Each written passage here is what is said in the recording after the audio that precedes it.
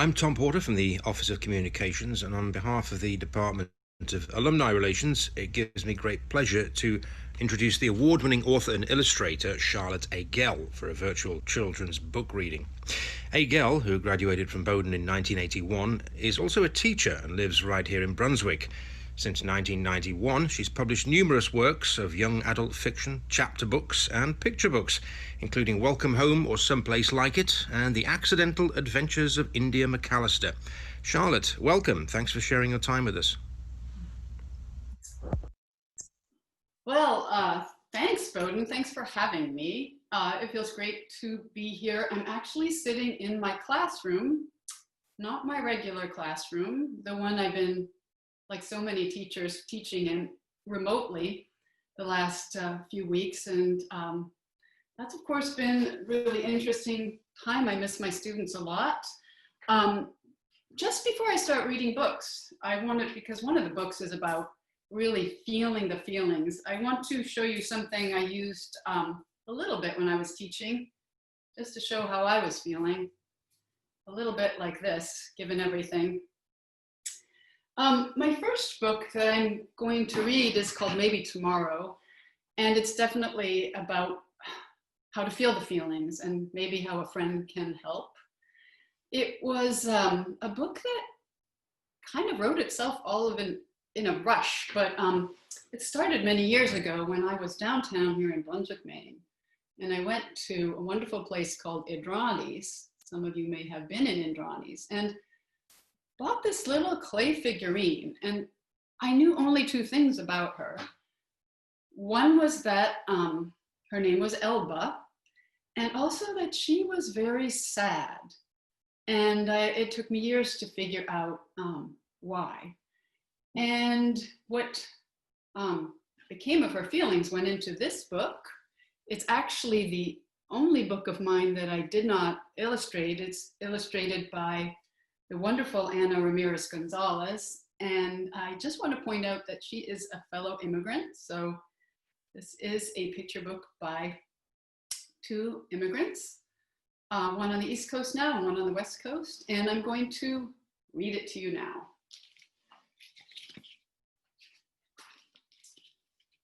Maybe Tomorrow. And I definitely will show you the pictures too, but I think it'll just work out if I read and then show. Elba had a big block. She'd been dragging it around for a long time. It made her walk slowly. It made her think darkly. It was heavy. Norris danced everywhere he went, even uphill.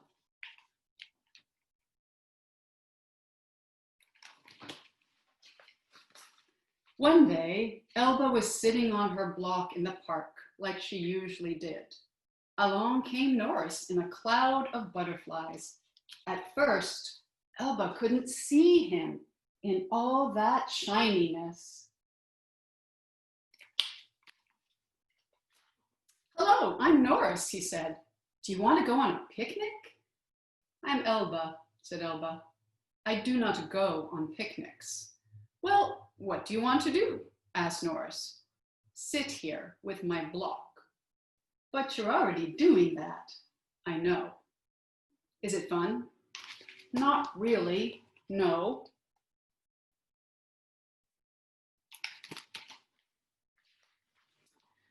What's in it? Norris wanted to know. In it, said Elba. What do you mean? Well, it's a box, isn't it? Something must be inside it. It's not a box, it's a block, said Elba. Are you sure? Asked Norris. Yes, said Elba, prodding it with her umbrella. She always carried one in case it rained.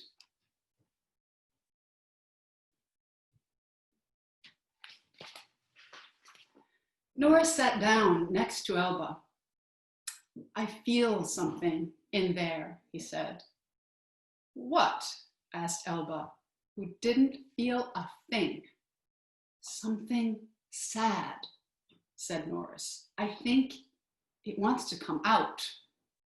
How? whispered Elba.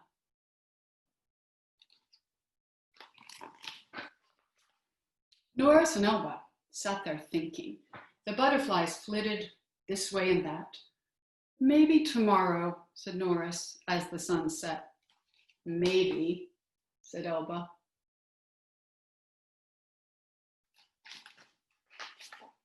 The next day, it was raining. The butterflies looked a little damp. The weather didn't slow down Norris, though.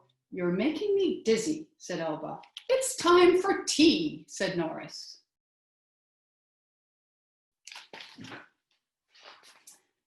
They had good, quiet tea with rain in it. Maybe tomorrow, said Norris. Maybe, said Elba. If tomorrow ever comes. Tomorrow didn't come, but another today did. It's really time, said Norris, because I want you to come to the ocean with me. Okay, I'll just take my block, said Elba, surprising herself. But it's too heavy, she added, right? My butterflies and I will help you, said Norris.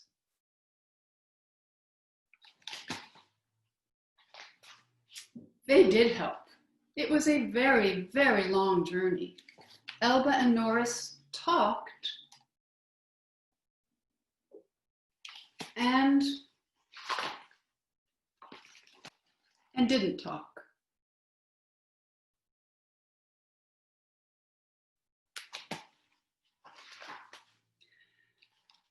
I miss little bird, said Elba as they crested the last hill. She is gone. I miss her too, said Norris. Elba paused. But you didn't know her. No, but you are my friend, so I can help you miss her.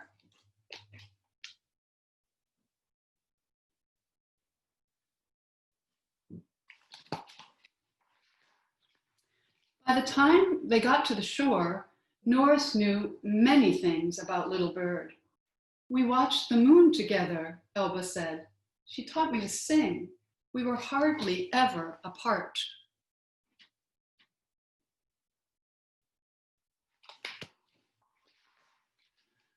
She loved you so much, Norris said. Yes, said Elba as the waves crashed. Some of the butterflies started to fly out toward the horizon. Come back, shouted Elba. It's okay, said Norris.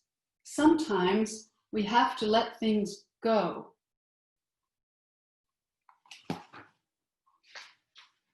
They both sat down to rest on Elba's block, but there wasn't enough room.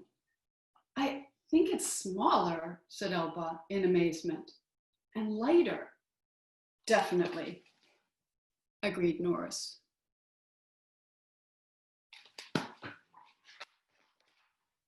Together they stood and faced the roaring sea. I'll always have this block, you know, said Elba. Yes, maybe you will, said Norris, but I will help you carry it sometimes.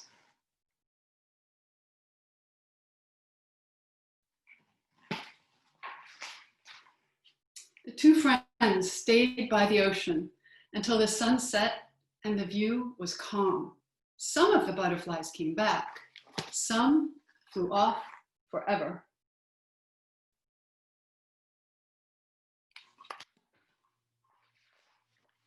The next day was sunny. Do you want to go on a picnic? Norris asked. Yes, said Elba.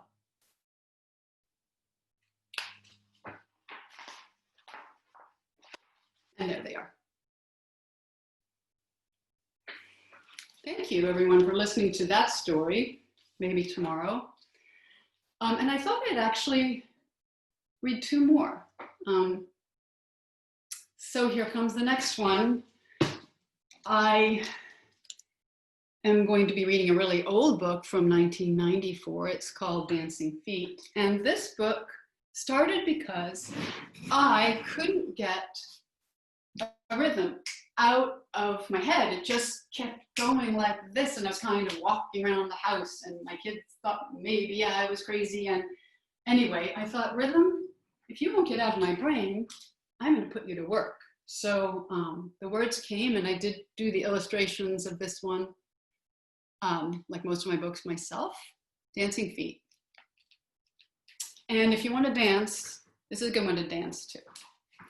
I would dance, but then the pictures would wiggle all around. So Dancing Feet. You can see how long ago it was because my kids are grown-ups now. Feet, feet. Maybe I'll do this one this way. Feet, feet. Walking down the street, dancing on the earth, skipping to the beat. Hands, hands, digging in the sand, baking homemade bread, playing in the band. Hair, hair, waving in the air, shining when it's wet, getting special care. Arms, arms, pulling with strong tugs, holding heavy tools, giving hearty hugs. Legs, legs, pedaling up and down, bending at the knee, strolling through the town.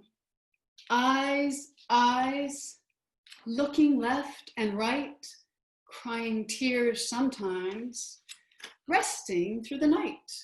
Mouths, mouths, sipping on a drink, tasting something new, saying what they think. People young and old, doing what they do, living in the world, and one of them is you. All right, just one more. This is actually my first book that I wanted to read because sometimes recently I feel like this. This is called The Sailor's Book, and it goes like this. This is the book from 1991. Wow, that's a long time ago. The sun is a dragon's eye. Clouds are a dragon's breath. Waves are the scales on a dragon's back. I am the captain of my own boat, and you are the captain of yours. Together we sail on the dragon's back, catching his breath in our sails and tickling his scales. The wind is his laugh, a gentle evening breeze, red sky at night, sailor's delight. We race to the opposite shore as the dragon softly snores. A squall blows in whenever he sneezes. This is a dragon who does what he pleases. Red sky at morning. Sailor, take warning. The dragon is angry and brewing a storm. He shakes his back and the waves grow wilder. He opens his mouth and the gale winds roar. Quick, reef the mainsail, haul in the jib, and sail one and all to a quiet cove. Far from the storm, where the wild winds won't blow. Here, we drop anchor to rest from adventure. We drink lemonade as we watch the storm fade. The dragon yawns and is calm. His ancient eye winks. There's a red sky tonight, and each of us thinks tomorrow will be fine for sailing. Actually, I changed my mind. I'm going to read one more very, very, very short book. It's a board book, and I'm doing it because some of you might not be in Maine, but you might love Maine, and you might wish you were in Maine. And this is a book that just came out with Maine's own Island Port. It's a board book, so you can chew on it if you are a baby, or even if you're not, and it's called Mud, Sand, and Snow. This is how it goes. It's super short. Mud,